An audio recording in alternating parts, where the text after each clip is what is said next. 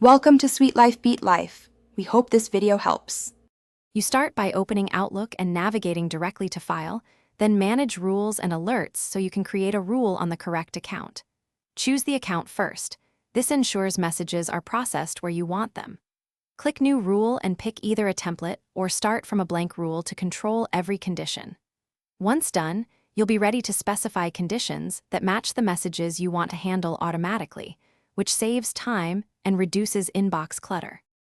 Now you define conditions that tell Outlook which messages to catch, for example, messages from a sender or with specific words in the subject. Select the actions to take, move to a folder, categorize, delete, or forward, because this determines how your inbox is organized automatically. Add exceptions to skip newsletters or internal messages you don't want affected. Make sure to inspect each condition and action in combination so the rule behaves predictably and doesn't accidentally capture important mail. Finish by naming your rule and choosing whether to run it on existing messages. That initial run helps you confirm results immediately.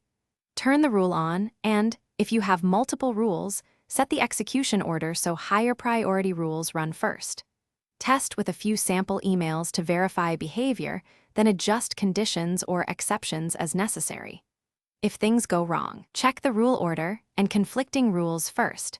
Most issues come from overlapping conditions or misordered execution. Thanks for watching. Consider subscribing if we helped you.